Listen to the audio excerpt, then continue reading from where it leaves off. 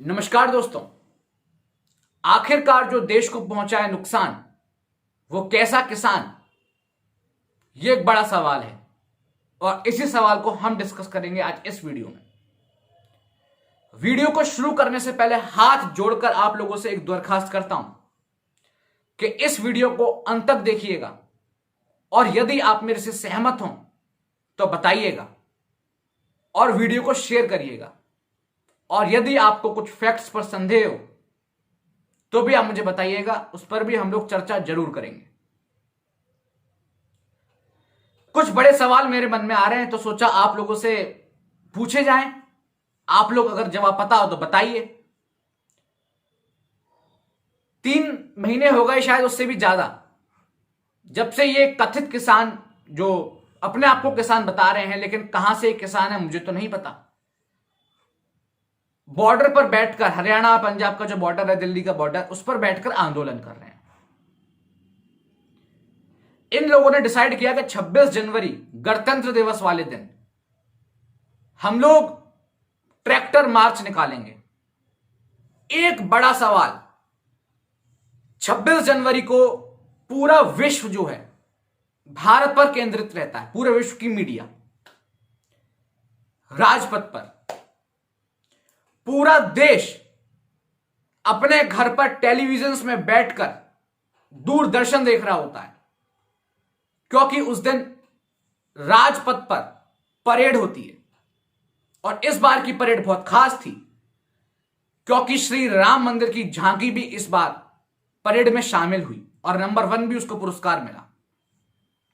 सुबह हम लोग उठे तो जो हमारा सिर था ये गर्व के साथ ऊपर था, क्योंकि हमारा गणतंत्र दिवस था।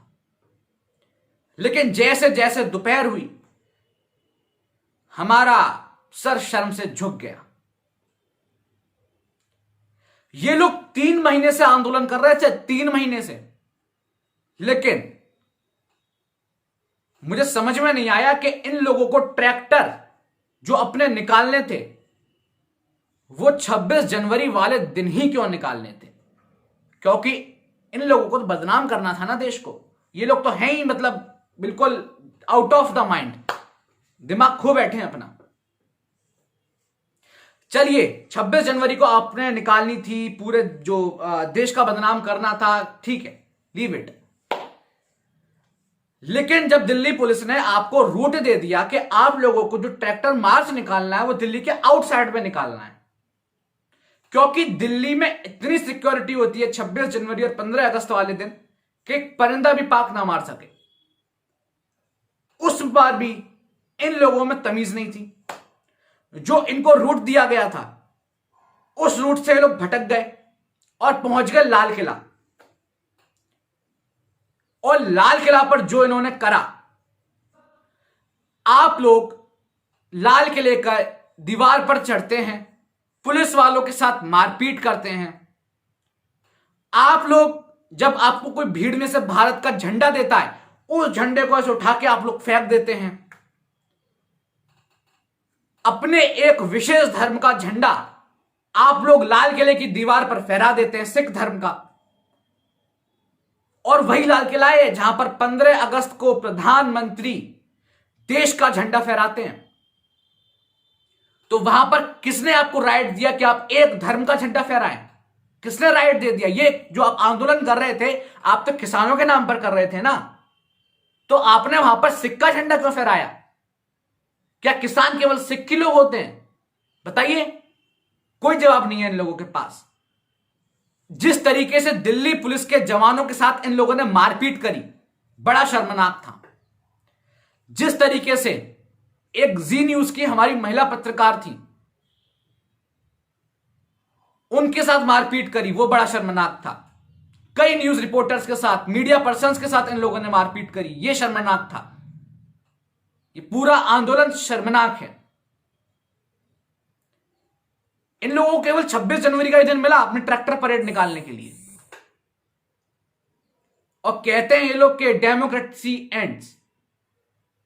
जिस वक्त भीमराव अंबेडकर हमारी जो असेंबली थी उसके बहुत एक सीनियर मेंबर थे, उन्होंने एक बात बोली थी, उन्होंने ये बोला था कि जो भी हमने ये अपनी जो स्वतंत्रता के लिए लड़ाई लड़ी है अंग्रेजों से, वो हमारे देश के लिए है, लेकिन अब हमारे देश में ऐसे बड़े आंदोलन ना हो, इसका भी सरकार को विशेष ध्यान रखना चाहिए। क्योंकि हमारे देश के पास अपना एक कोर्ट है, हमारे देश के पास एक पार्लियामेंट्री सिस्टम है, हमारे देश के पास पुलिस है, हमारे देश के पास आर्मी है, तो आपको आंदोलन करना ही क्यों है? और चलिए आपका डेमोक्रेटिक राइट है आंदोलन करना, तो आपको आंदोलन शांति से नहीं करा जा रहा आप लोगों पर, आप लोगों को भड़काऊ अपना वो करना है काम पूरा। जिस वक्त डोनाल्ड ट्रंप भारत आए, उस वक्त आप लोगों को याद होगा जहां पर डोनाल्ड ट्रंप रुके हुए थे, जिस होटल में रात को, शायद आईटीसी का वो होटल था, उसके 5 किलोमीटर दूर बॉम्ब ब्लास्ट करा गया। बहुत मिनी बॉम्ब ब्लास्ट था, लेकिन करा गया। वहां पर दंगे हुए, और जब पूरे विश्व की मीडिया भारत पर थी, तब उसको देश का वो बोला गया कि हम लोग तो भैया देश के लिए कर रहे हैं। शाहीन बाग हुआ, उस वक्त भी डोनाल्ड ट्रंप का भारत विजिट प्लान था, तब देश को बदनाम किया इन लोगों ने। 26 जनवरी जब पूरा विश्व भारत पर नजर था, तब ये लोग अपना आंदोलन को और बढ़ावा दिए और कहते हैं कि हम लोग अपने देश के लिए आंदोलन कर रहे हैं। कैसे ये देश के लिए आंदोलन कर रहे हैं? इनके नेता राकेश टिकैत, आज जानते हैं कितने बड़े नेता है राकेश टिकैत। राकेश टिकैत भारतीय किसान यूनियन के स्पोक पर्सन है, अध्यक्ष इनके भाई नरेश टिकैत हैं। राकेश टिकैत महेश टिकैत के छोटे बेटे हैं। महेश टिकैत एक किसान नेता थे बहुत बड़े, चौधरी चरण सिंह के बाद सबसे बड़े नेता उनको बोला जाता है किसानों के लिए। राकेश टिकैत हैं, ये 2007 में विधानसभा का चुनाव लड़े, विधानसभा का, और हार गए। निर्दलीय लड़े थे मुजफ्फरनगर की एक सीट से।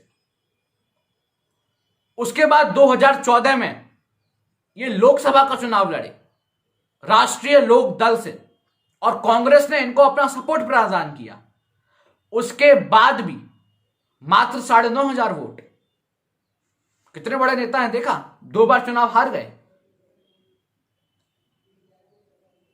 और अब इनको कथित नेता को क्या मिल रहा है पता है?